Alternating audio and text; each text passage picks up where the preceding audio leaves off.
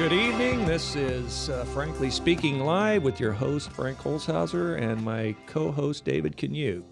How you doing this week, David? Well, I'm doing pretty well. How are you doing, Frank? Oh, not bad. I've had kind of a slow week as far as jotting down some thoughts on Facebook, but I caught up a little last night. Oh, good, good. So I think we'll have plenty to talk about. Well, that's good.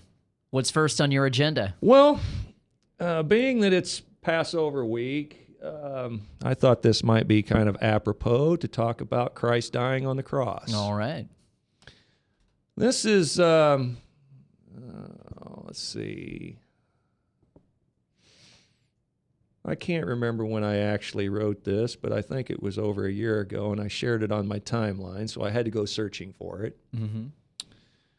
But I write, as Christ hung dying on the cross, Roman soldiers, feeling pity for the Savior, offered up to Jesus' lips vinegar to drink.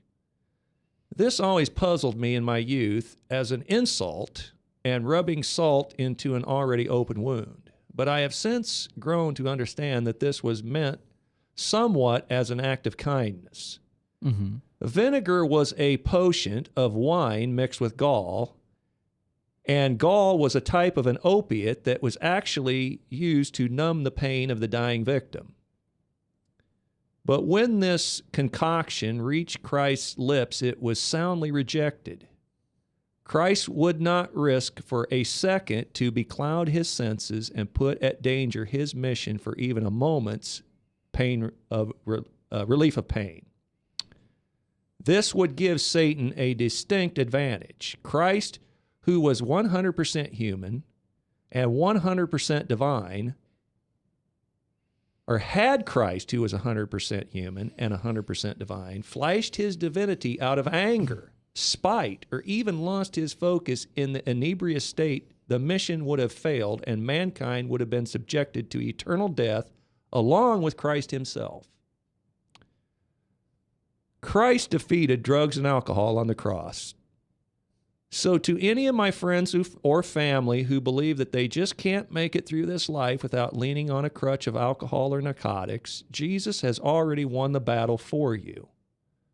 Just as Christ would not put himself in danger of letting go of trust in his Father, so must you realize that clouding your senses with any substance that renders you in a stupefying state puts you in direct line of fire from Satan, whom desires to sift you as wheat.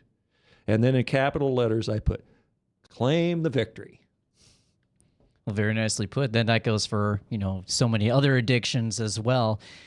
I guess it's kind of interesting, the point that you raised about him not flashing his divinity or anything out of anger, because that would have been a failure of mission, because we would have been accepting him more out of fear of an angry God than accepting his love and mercy through the act of dying on the cross. Exactly. Yeah. Well, the reason I brought this up was, and I didn't get a chance to research this real well this week, but the Journal of Neuroscience has come out with a new report on the use of marijuana. Mm-hmm. Because marijuana has been in the news of late because of the legalization in Colorado and Washington State. And a lot of people are just in a frenzy to smoke it up, and they don't think there's any harm to come from it. Well, the Journal of Neuroscience has come out this week, and like I say, I didn't get a chance to glance at the report, but some of the things that I heard, that it is a severe detriment to your mental facilities. No, really? And some people actually think they get more intelligent by smoking dope. I don't think that it's that. Well, they think that you're absolutely right. They think that they get more intelligent. Obviously they don't get more intelligent. I think that it's just it puts your thought processes in a different gear. It puts them on a slower gear, and I don't know, kind of makes you able to sort out different things and kind of see things that you may not have been able to see. That's not always a good thing, obviously. Some people just like to sit around and be complete idiots. Well, and anybody who's smoking up to that, smoking up that much to that degree that it is going to impact their mental facilities when they're not smoking is a complete moron anyway. And they're going to do anything that they can to get high anyway. They're going to, sniff glue, sniff paint, whatever they can. I actually knew a guy once upon a time that was so desperate he smoked tomato leaves. How'd that work out for him? I don't think it was well. But Michael Savage, who I will occasionally indulge, I find it increasingly more difficult to listen to Michael as he ages because he's becoming more and more angry and bitter.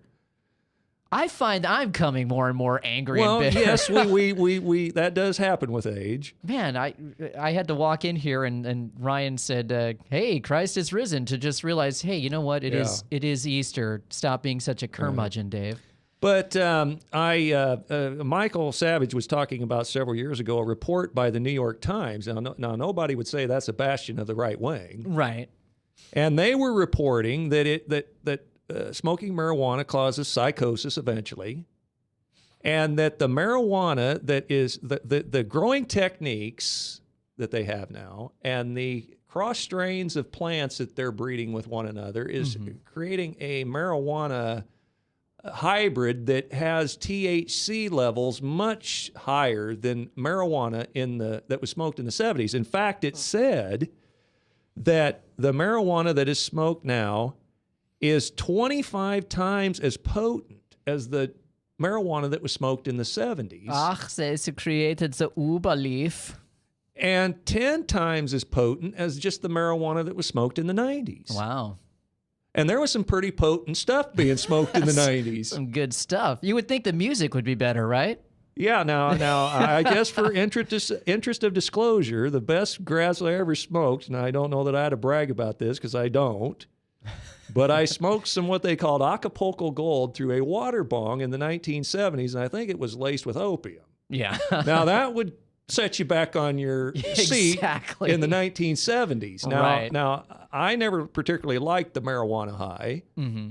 It tends to, if you're compulsive, it makes you more compulsive. If you're crying, you cry more. If you're jolly, it gives you, it's kind of a mood amplifier that I found. Right. And there were certain qualities that I had as a young man that I didn't particularly like, and marijuana only amplified those qualities.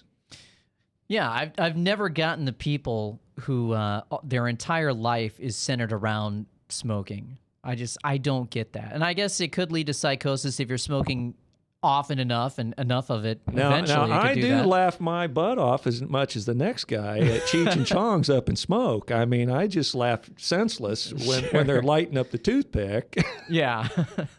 And they're lighting the quarter pounder that's about this long and this big around. Now that's it. This is a joint. That's a toothpick. That ain't no toothpick. Well, oh yeah, it is a toothpick.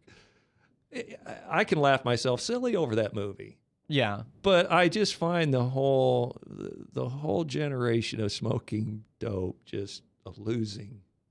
Well, yeah, absolutely. It's not really conducive to constructive thought or constructive action. It's But I thought there are some medicinal uses from what I understand. I'm not, a big marijuana advocate or anything like that. Sure. I think it should be decriminalized because it's ridiculous that we're filling up our jail cells with people getting busted for having, an ounce or two of marijuana in the car. That's stupid. I think it should definitely be decriminalized, and I think there should be mandatory drug rehab, as opposed to jail time. Yeah, absolutely. Well, my second article is out of the archives also, and these were all back in about April of 2012. But I pinned this. Atheists, we all know and love them. But I can't say they all love us. But beyond that, the sad truth they won't acknowledge is that God's mercy, wisdom, and knowledge rains down on us all, both the Christian and non-Christian. God gives us, one, the earth, our food that sustains our temporal needs. Parents, teachers are given to care for us and train us. We're all issued a guardian angel. He gives us our intellect, our creative capacity, our memories for storing knowledge. In fact, I've read that our minds are larger megabytes than any supercomputer.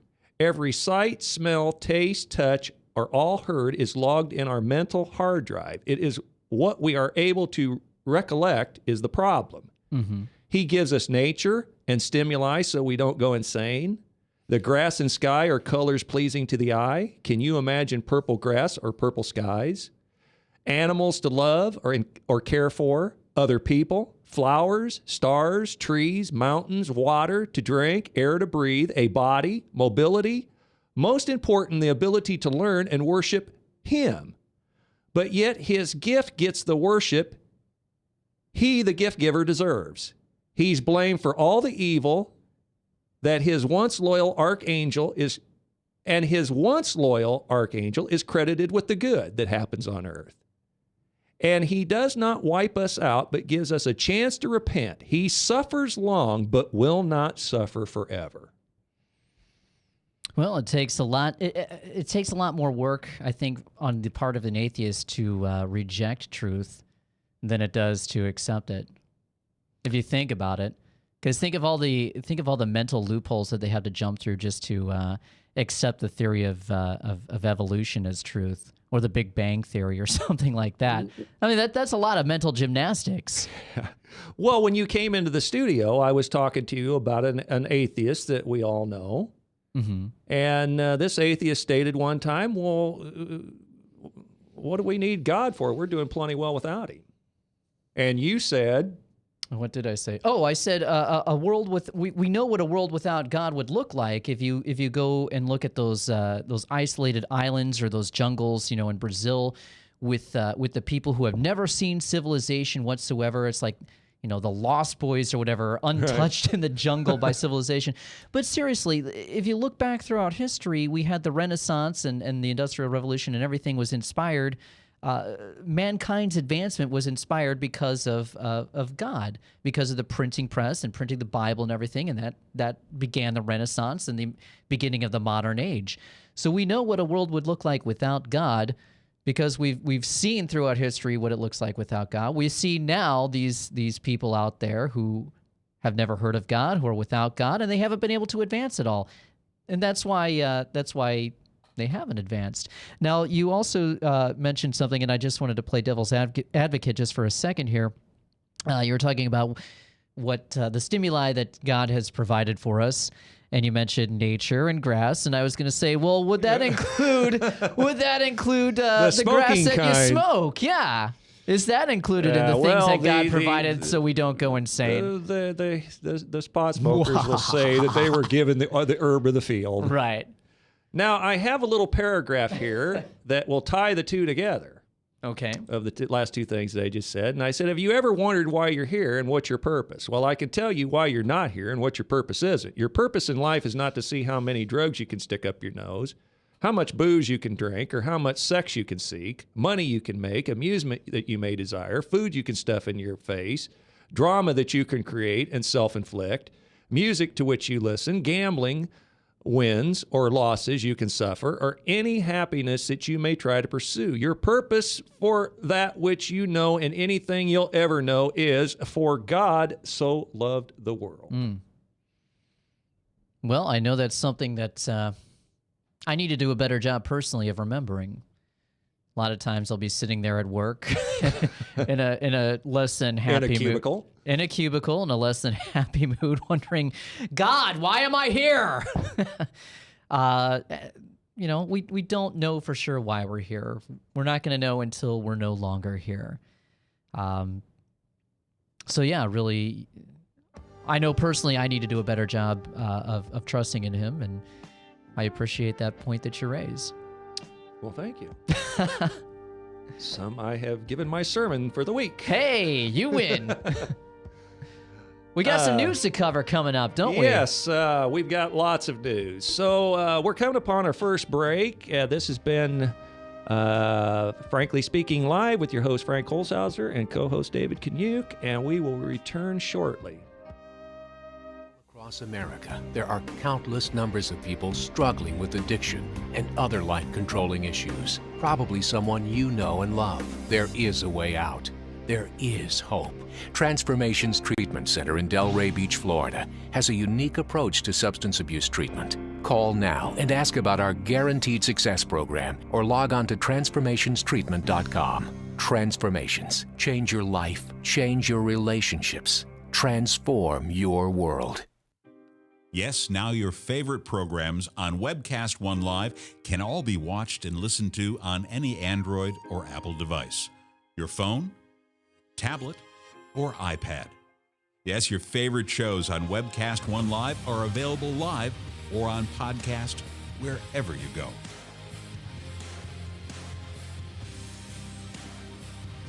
Let me introduce to you some of our great shows. Shalom! Every week on Understanding the World with Rabbi David Kaufman, we'll talk about issues in the Middle East, issues related to the Jewish tradition and religious traditions in general, and keep you up to date on exactly what's going on around the world. You may know some of the story, but you haven't heard all of the story until you've heard it on Understanding the World with Rabbi David Kaufman and our special guests we have on every week. Hey, this is Doc with Doc and Lefty. I want to tell you about our brand new time slot. It's from 6:30 to 7:30 p.m. It's on the same night, Tuesdays. We now follow Ed Fallon and the Fallon Forum on webcast1live.com. I want to tell you a little bit about our show. Our show is focused on local, state, and national, and sometimes international politics. We like to keep people updated and informed. We also have very interesting guests. So please join us every Tuesday from 6:30 to 7:30 p.m. on webcast1live.com. So when you want to watch your favorite Webcast One program, remember, there's an app for that.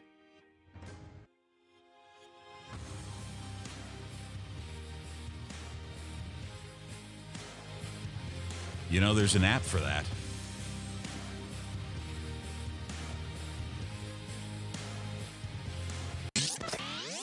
From the RE/MAX Real Estate Concept Studios, this is Webcast One Live.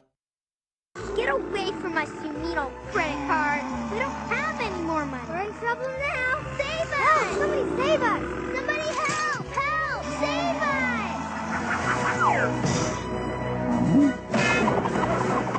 Hi, I'm Tom Coates from Consumer Credit of Des Moines. If your credit card's a little too animated, give us a call. Hooray! We're saved! Consumer Credit! You're our hero!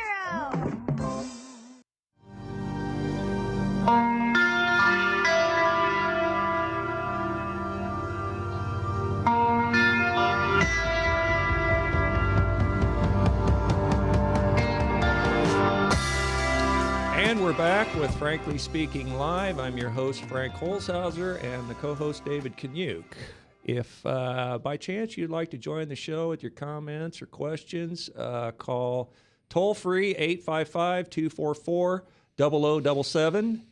And if you're in the local Des Moines area, call 244-0077. I wanted to mention, and I'm kind of ashamed of myself that I haven't mentioned this before now, but along with David and I in the studio, we have Ryan, the producer. And I just want to publicly say that Ryan is a very young, sincere, humble Christian.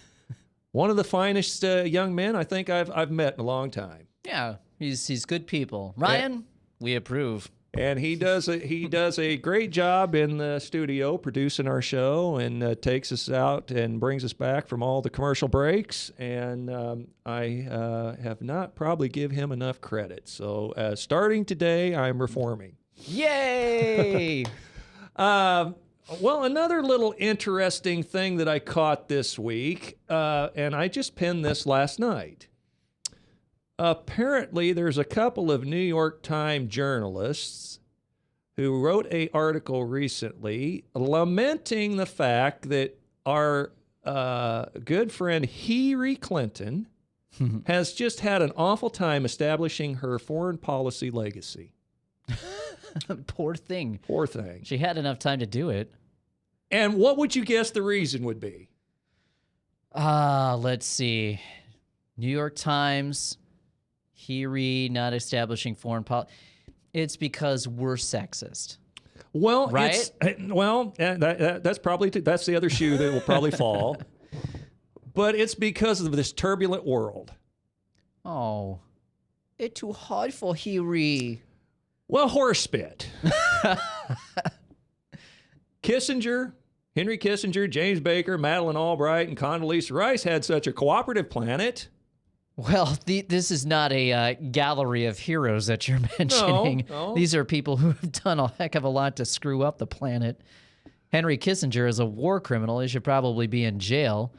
But I guess the only plus to this dribble is that the vast right-wing conspiracy wasn't blamed. But here he's just having an awful time. Well, that's too bad. That's too bad. I hear her kid is going to have a kid. Yeah. Bill and Harry is going to have a little Bubba, I'm guessing. Well, good for them. Hopefully it won't be as screwed up as the rest of them. And here's just something I just decided just for the heck of it. You're pretty good at ad lib and comedy. Well, PMSNBC started its weekend marathon with its fascination on prison shows. I guess news doesn't happen on the weekend, so using your best Seinfeld voice, say, "What's the deal with that?" What's the deal with that? I mean, I laugh every weekend when something goes on and they just are on this marathon to show you every prison show. Well, they're psychologically getting you acclimated to the whole planet being a prison. Yeah. Well, now I'm guessing that you would probably like to talk about Cliven Bundy. I think we should talk about Cliven Bundy because that was what was going on Saturday. We talked a little bit Friday about the standoff between Cliven Bundy and the Bureau of Land Management. They were claiming that this was about protecting a turtle. Now, let me interrupt you here. You left an open-end question either last week, I think it was, who would pick up on this so-called connection between Rory and Harry Reid and the solar panels? Oh yeah, well that was getting picked up by the independent media, by InfoWars, WorldNet Daily, and people like that. I sent you an email or a Facebook message saying that Niger Ennis mentioned it on Hannity. Ah, surprise, surprise. Well, they mentioned it on Hannity. It doesn't sound like it was hammered home on Hannity. Oh, they're hammering okay. That's good. They're starting to hammer it. Well, that's good. So yeah, Saturday was the day that everything had gone down. So to recap, it broke last Friday that this was the result of a land grab facilitated by Harry Reid and his lobbyist son Rory Reid on behalf of a Chinese firm, trying to kick them off the land in order to use that for an energy concern for solar panels, basically. So yeah, Saturday was the day of the standoff. The sheriff finally came to talk to Cliven Bundy. He had kept his nose out of it for the entire duration. He finally came up and said that now that the heat was coming on the BLM, now that the heat's turned on, now that we know the truth about what's behind this whole thing, well, they've agreed to just back down. It'll be all right. So Cliven said, all right, well, that's good. Well, we're going to give them 1 hour. They got to lay down their arms. You go tell them that. So he sent the sheriff on his way to tell the BLM they got to get out and lay down their arms because the BLM had been attacking protesters, attacking members of the Bundy family. And they didn't hear back from the sheriff. So finally, the people there, about 1,000 militia members, protesters, supporters that had show up said, well, all right, well, what about the cattle? And Cliven hadn't even asked for his cattle back. He just wanted the BLM off of the land that he'd been using for 170 years. Well, not Cliven himself, but that his family had been using for 170 years. Wanted them to lay down their arms and leave. So they never heard back from the sheriff, so people went out, confronted the BLM. Without a shot being fired, they rounded up the cattle, took them back. BLM had to back down. Well, I posted last night, and you posted that you liked my comment, but I posted sniper rifles were trained on a rancher and his supporters in Nevada over the issue of cattle being grazed on federal land and fines that have ensued over a desert tortoise. This makes a world of sense. We have illegal aliens flooding our nation's borders, trespassing on private, federal, and state land. No sniper rifles aimed at them. In fact, some They're brain welcome, dead. yeah. Nancy Pelosi was washing their feet just today. In fact, some brain dead people leave them water and food stations to encourage the lawlessness. This country has its priorities upside down. A man raises cattle that feeds its citizens, and he's the criminal. According to Dirty Harry Reid, who ought to be in jail himself, this guy calls the rancher a terrorist lawbreaker. Damn, that's the kettle calling the pot black. That's right. Harry Reid was on the news networks calling Cliven Bundy supporters domestic terrorists. Think about that. Senator Harry Reid has escalated the war of words over the Cliven Bundy dispute, sensationally labeling the Nevada cattle ranchers' supporters domestic terrorists during an event at Las Vegas today. During a Hashtags and Headlines event at the Paris Hotel and Casino in Las Vegas, Reid referred to Bundy supporters as nothing more than domestic terrorists, adding, "I repeat, what happened there was domestic terrorism." Reid was referring to the standoff on Saturday in Bunkerville, where Bundy supporters, some of whom were armed, forced Bureau of Land Management agents to back down and release around 380 head of cattle belonging to Bundy that had been seized over the course of the previous week. Reid claimed that Bundy viewed the United States as a foreign government while accusing his supporters of goading violence. The only violence committed was the BLM against Cliven Bundy's family and supporters.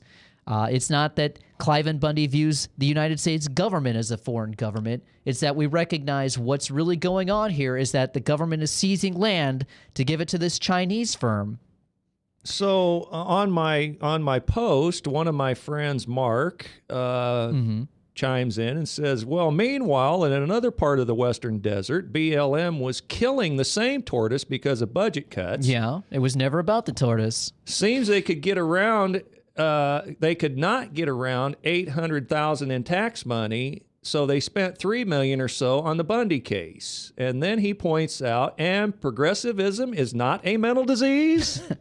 It fits the narrative that the federal government has been pushing for years through literature such as the MIAC report, which I think I mentioned a few weeks ago. That's the Missouri Information Analysis Center. That's the Missouri Information Fusion Center. There's a fusion center in every state in the union, which is basically like the Gestapo station. The MIAC report back in 2009, which framed Ron Paul supporters, libertarians, people who display bumper stickers, people who own gold, or even people who fly a U.S. flag as potential terrorists. And I've got another story that links to that in just a minute here.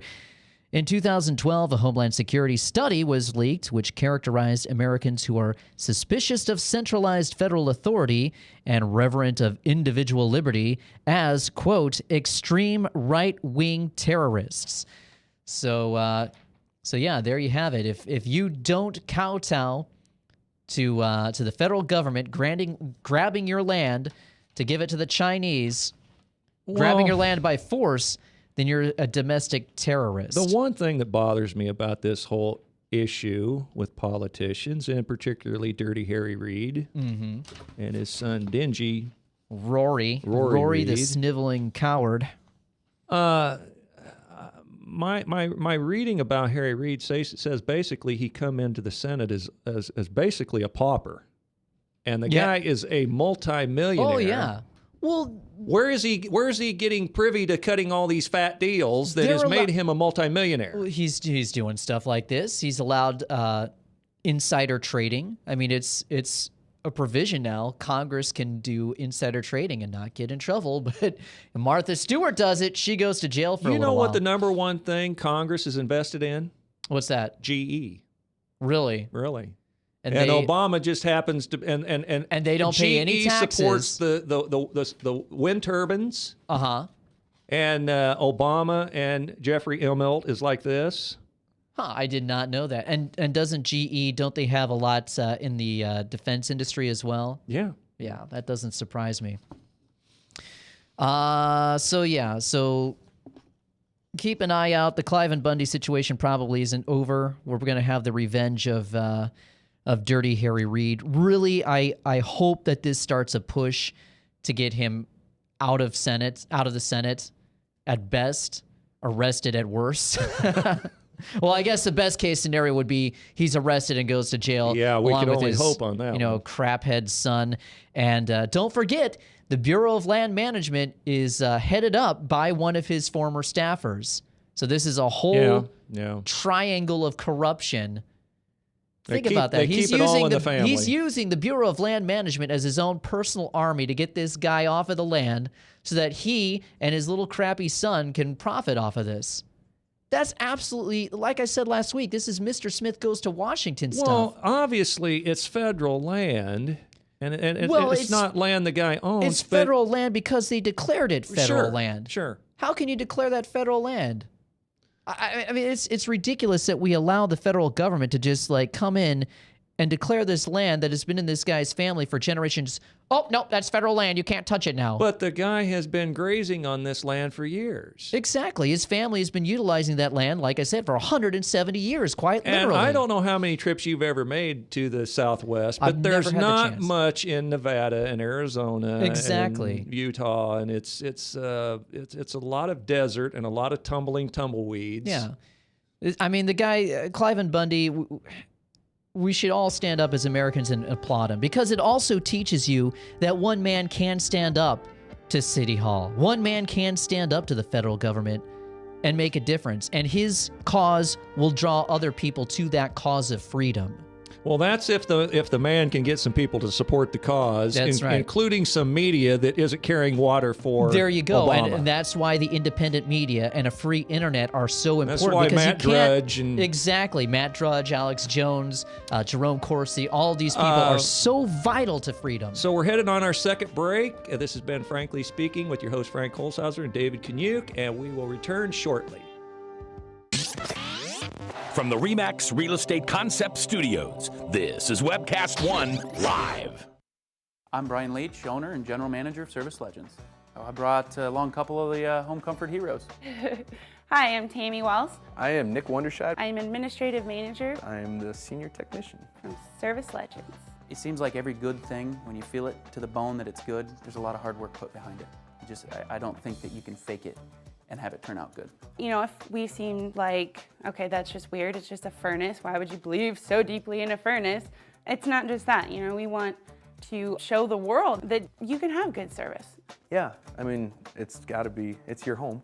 You know, it's built into our daily trainings, it's built into our culture, that we're gonna do whatever it takes to have each client say they love us, period. That's why we spend all the hours in the training that we do. And if we guarantee it's gonna be a good experience for you, or else it's free, what type of work do you think we're gonna do? There is a guarantee.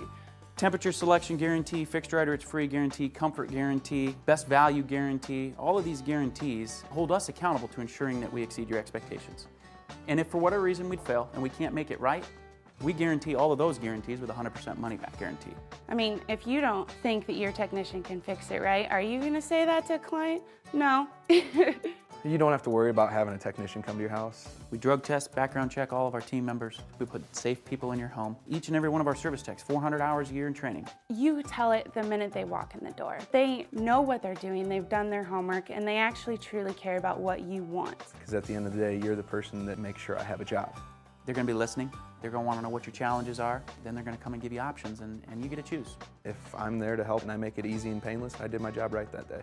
Well, when it comes to your comfort, safety, and your family, you know, you don't necessarily go buy the most expensive, but you get the most bang for your buck. Oh, it's worth it, because there's a lot of people that will find a way to get it to work right now and then leave and then come back, charge you again, and the cycle just repeats itself. So when I'm out there looking at the furnace, I want to find why it failed today. How can we change the part today with something that you're not going to have to worry about? Is it worth changing the part today? I mean, you can put a lot of money into a furnace. I can fix parts all day. There's good job security in that for me. But is it the right thing for you? I get a lot of the phone calls of after the technicians are there. They're just in awe. They're like, wow, you guys are great. I mean, I don't even know what to say. You guys are great. Everything you did was perfect. It was great. Keep going though, I like this. Just give us a try. I'm gonna take all the risk. I've got the time to make this right. I've got the support to make it right. Just check us out. And if you don't see the value in what we do, I mean, fixed right or it's free or 100% money back. Enough said.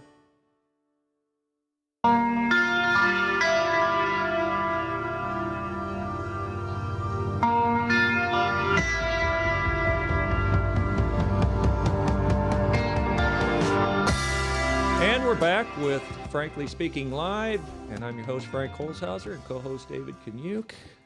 And again, if you'd like to join the show, be sure with your questions and comments to call toll-free 244-0077 and locally 244-0077. I understand that the White House counterterrorist chief, Lisa Monaco, warns parents to observe children closely for signs of terrorism. Wow. Yeah, think about this. This just broke today. White House counterterrorism security advisor Lisa Monaco gave a speech this week in which she urged parents to watch their children for signs of, quote, confrontational behavior, which could be an indication of them becoming terrorists. During the speech at a Harvard University John F. Kennedy School of Government on Tuesday night, Monaco, who replaced John Brennan last year in overseeing the executive branch's Homeland Security activities, said that parents need to be suspicious of sudden personality changes in their children at home. What kind of behaviors are we talking about? She asked. For the most part, they're not related directly to plotting attacks. They're more subtle. For instance, parents might see sudden personality changes in their children at home becoming confrontational. Monaco lamented the fact that the government is rarely in a position to observe these early signals, encouraging parents to act as watchdogs. So parents, I guess, have to report their children now. To act as watchdogs to detect radicalization in line with President Obama's goal of combating homegrown extremism. Well, we got to watch our kids around guns. We got to watch that they don't become serial killers. Think about that. And now we're supposed to watch and make sure that they don't become terrorists. These are Stasi tactics, though. This is directly out of the East German Stasi playbook. Get the children to watch the parents. Now you're getting the parents to be suspicious of the children. This isn't about...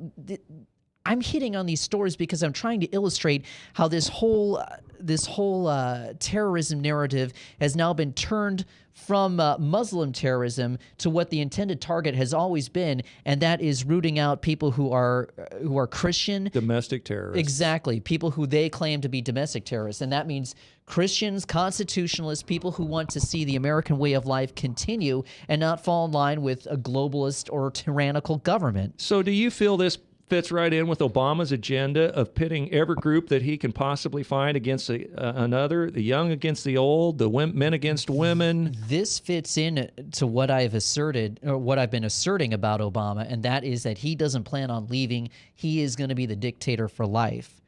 I wrote a few notes here just saying that you don't have to do much to read between the lines to see where he's going on that. This is part of the push of the concept that your children don't belong to you, that they belong to the state.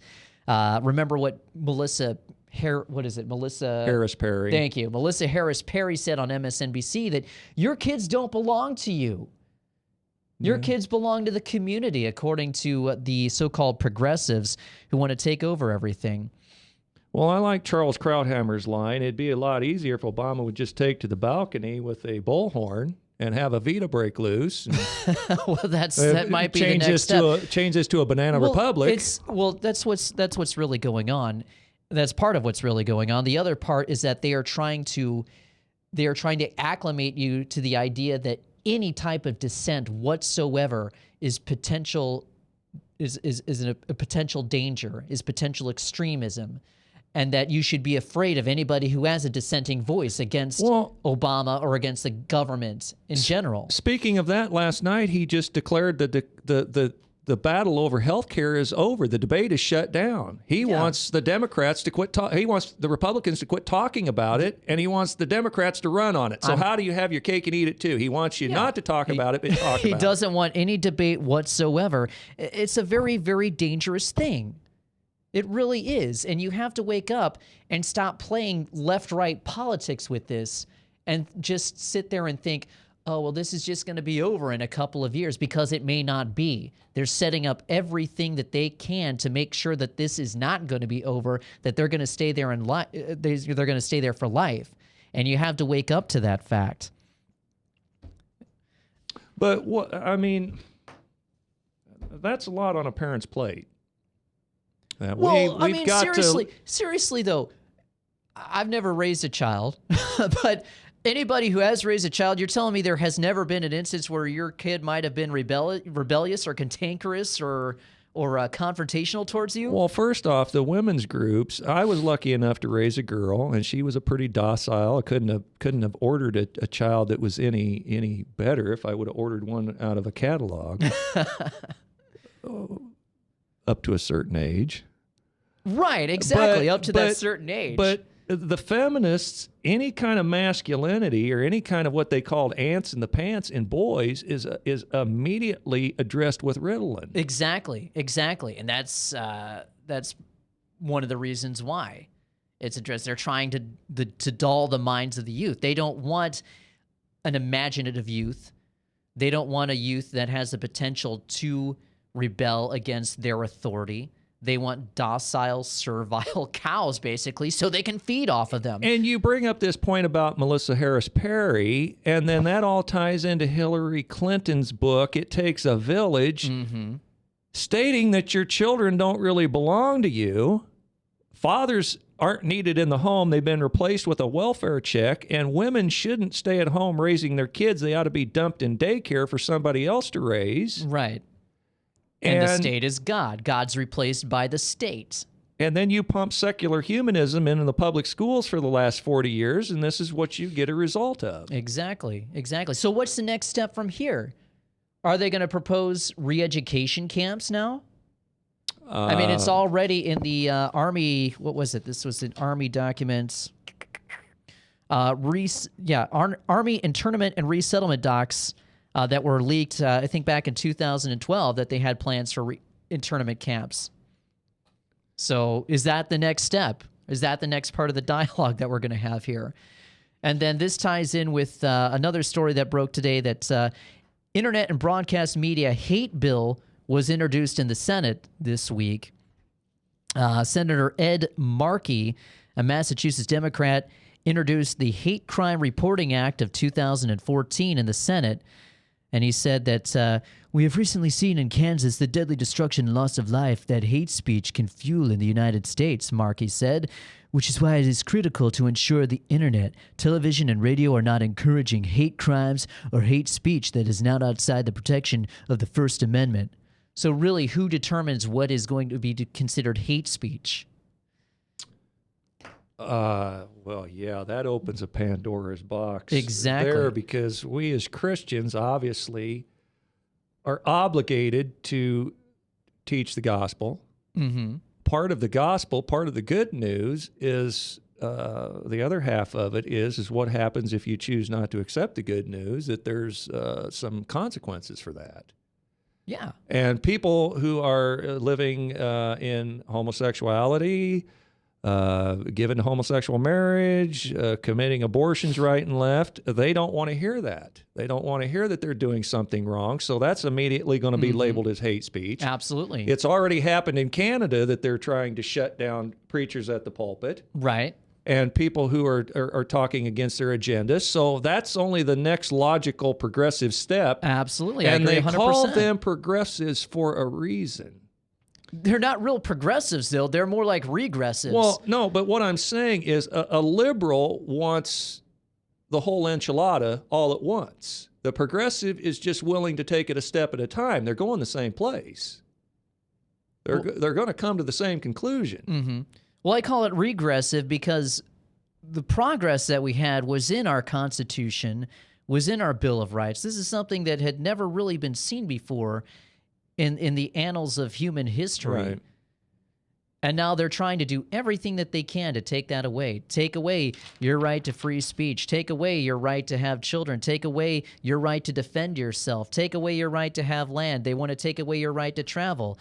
They want to take away all these things. They're trying to regress, roll back the Bill of Rights, roll back the Constitution into a form of oligarchy, into a form of tyranny. So I wonder now that Hillary Clinton and Bill are going to be grandparents, if they will want this same recipe for their... Well, why don't they advocate, since Chelsea has the potential to have such a brilliant career, why don't they advocate her having an abortion? Well, sure. Yeah. Or how about letting the village idiots raise little Bubba? Yeah, they're not going to give little Bubba over to the collective. Michael Bloomberg doesn't give his kids over to the collective. These people ship their kids off to the best private schools that they can. Exactly. He or she will go to the finest schools in the world, limousine liberals, and the rest of the dunces will go to the public school system. Yep, absolutely, where they're going to be dumbed down and completely... And fed this baloney about potentially our children becoming terrorists. Right. Basically raped of their humanity is where I would go with that. So you had another story you said that broke today? Yeah, that was the other one that broke today that I wanted to hit. I've always got a couple of other, let's see here. This one I felt was Mark of the Beast related. Okay. Scanners to read your veins as new form of payments. Now, remember, we had talked one of the first weeks that we started doing the show, we had talked a little bit about what we thought the Mark of the Beast was going to be, and I was talking about how it's going to be a part of a system of payment and everything. This was out of Fox News New York. Posing the question, what if there was no register when you walked into a store? Maybe something else you're carrying, like a watch or phone with a ring emitting a signal, can be your currency, which they already have in other countries. Japan, sure. You know, if you go into an arcade in Japan, that you can use your cell phone as a form of payment through RFID technology. It might sound like the stuff of science fiction, but futurist and social scientist Heather Schlegel says it's not. And she says, so rather than having to wait in line or the time to actually pay, you can just be like, boom, that's what I want, really, and be like able to leave really quickly and know what it might be and know that it might be secure too, Schlegel says. Social media sites like Facebook already have algorithms to recognize faces in photos. Schlegel sees a time when store cameras may also utilize similar technology, so companies will know when you're in stores. They want everybody on a database, and that ties into another story from the Electronic Freedom Frontier organization. FBI will have up to 1/3 of Americans on a biometric database by next year. Well, we're rolling on our final break, and this has been Frankly Speaking Live with your host, Frank Holzhauser, and co-host David Kanyuk, and we will return shortly with our hypocrites of the week and kudos, if any.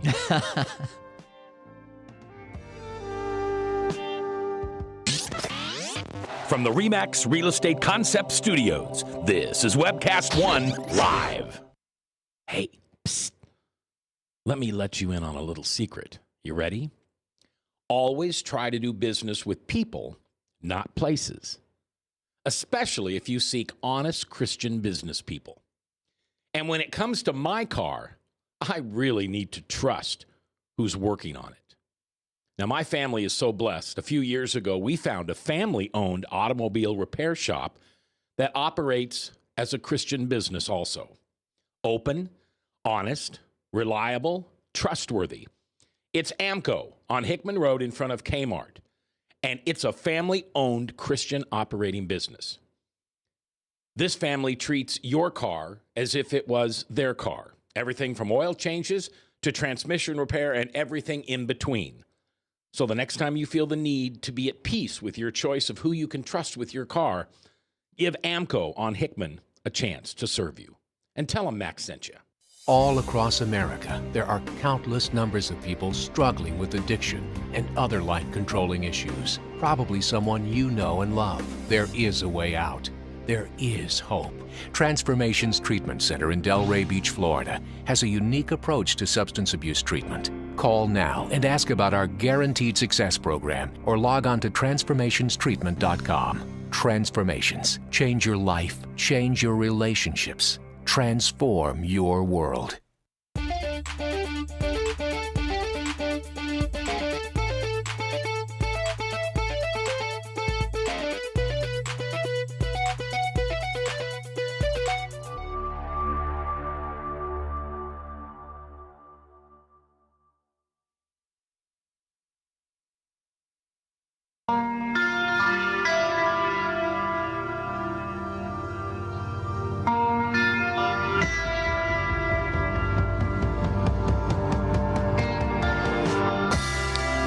back with Frankly Speaking Live. Your host, Frank Holzhauser, and co-host David Kaniuk. I know there's a story you want to save for its own show, but I'll just give you a little thing I heard this week and see if it ties in with what you, and we will talk about this next week. Okay. But Cuomo, the governor of New York, and Bill Clinton is in agreement this week, saying promoting photos on Social Security cards as a potential way to appease and solve this solution of the voter ID and the people who can't afford to. I find it all as I guess the libertarian in me would just the foothold that the government is constantly trying to get into your life. And you've got a story that we will hit on next week. Well, I was going to comment, actually. I had not heard that. That's very, very interesting that they're saying, oh, we should have a photo ID with the Social Security number.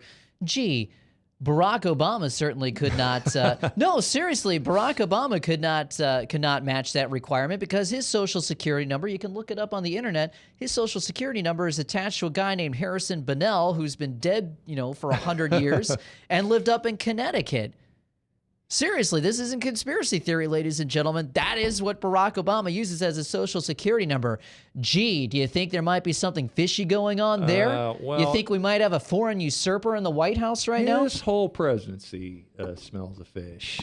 Yeah, it's in so many different ways. But yeah, the story that I was going to hit on, this is from back at the end of March. The federal government is mulling DNA testing for security clearances. The federal government is looking into the feasibility of using biometric identifiers other than fingerprints in the security clearance process, the Pentagon said in response to a comment it received on new personnel security regulations from the Defense Department. The U.S. government is considering requiring DNA testing as part of the process for background checks on applicants for security clearances. So this goes beyond just using biometrics as identification. This is using biometrics as whether or not they want to give you a clearance. Well, it's went beyond a database of fingerprints to now they want a database of everybody's DNA in the country, and I suppose eventually everybody's DNA in the world. Absolutely, but this just makes you wonder, what are they looking for? Why would they want to look into your DNA before they hire you? What is it that they're looking for? And again, that's a whole question for another show. Well, let's pick up on that story next week if you want to do some more research this week. But let's hop on to our hypocrites of the week. And I had a struggle this week getting anything down in words, and I just happened to come across my hypocrite of the week last night. And there was a story on Paul Krugman, the anti-capitalism economist, who has apparently taken a cush position to the tune of $25,000 a month to supplement his income to speak against, quote, income inequality. This guy's favorite villain is the rich. Hypocrite, you say? I'd say you're right. This little weasel of a man can't look anyone in the eye when he speaks or insults you. The guy is wimpy, scared of his own shadow, jump if you said boo. But according to liberal Bob Beckel, this just adds to his already $450,000 annual salary and $30,000 travel expense account. Bash the rich, Paul? Bash yourself. Yeah. So, like we were saying before the show, so he is selling his expertise, basically his good. He's trading that in exchange for money. So, isn't that capitalism? I don't know. Yeah. Capitalism? Yeah. I find it Satan. I find it odd that he calls himself an anti-capitalist economist. I mean, isn't that an oxymoron? Well, that's that would be my verbiage for him. Yeah. I don't know if he describes himself as that, but that's basically in a capsule what he is endorsing. Again, the mental gymnastics that it takes to reject truth and reason is remarkable. To call yourself something like that.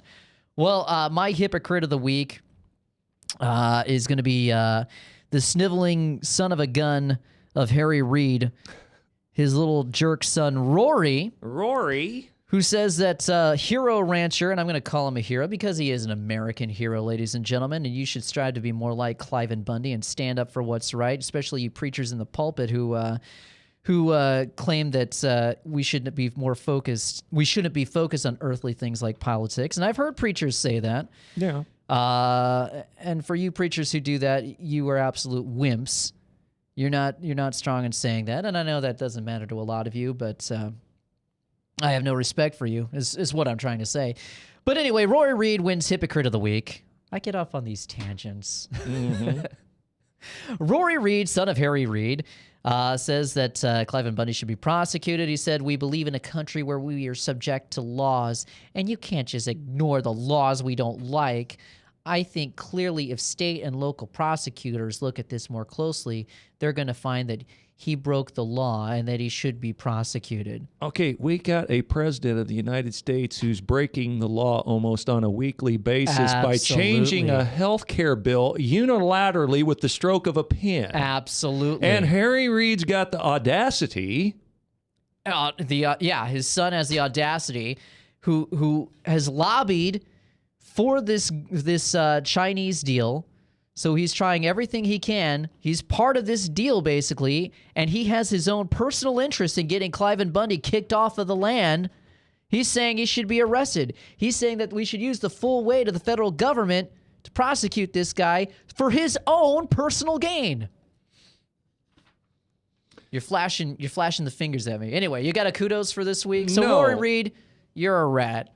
Well, no, I do not. You don't have a kudos. I have not heard any sane-speaking people this week. All right. So I will leave it up to you to...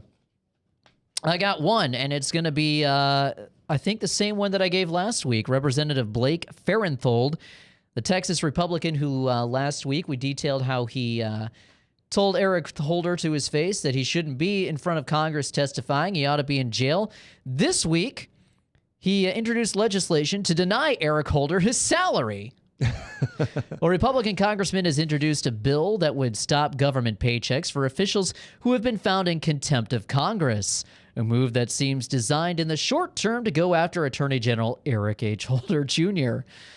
Mr. Holder has refused to cooperate with House Republicans' probe into the Fast and Furious gun-walking operation, and the House has voted to find him in contempt. Mr. Holder is challenging that vote in court. Representative Blake Farenthold, a Texas Republican who publicly lambasted Mr. Holder at a hearing last week, introduced the legislation just before Congress went on vacation and announced it Tuesday. He said the American people should not be footing the bill for federal employees who stonewall Congress or rewarding government officials' bad behavior, Mr. Farenthold said. So congratulations, you win Kudos of the Week twice in a row. What an honor. And what do we have as a prize for... Well, nothing yet. You get my double thumbs up. Well, I just find it ironic that the Reids are talking about lawlessness and lawbreakers, and Eric Holder is defying Congress. Right. Obama rewrites the health care law on a weekly basis. And we're all supposed to sit down and shut up and just applaud the dear leader as he does whatever he wants. Yes. And as I It's enough to said, make you he would probably do just as well to go to the balcony with a bullhorn. That might be coming. That might be coming. You don't... I better not speak in haste. Exactly. I really do think that may be next week. This is where it's all leading eventually. By 2016, I think. Well, anyway, Frank, happy Easter. Yeah, you too. Next week, we're going to pick up more on that story. That we were talking about the DNA, and we'll try to do some more research for it. But until then, this has been Frankly Speaking Live with your host, Frank Holzhauser, and co-host David Kanyuk. And we will see you next week.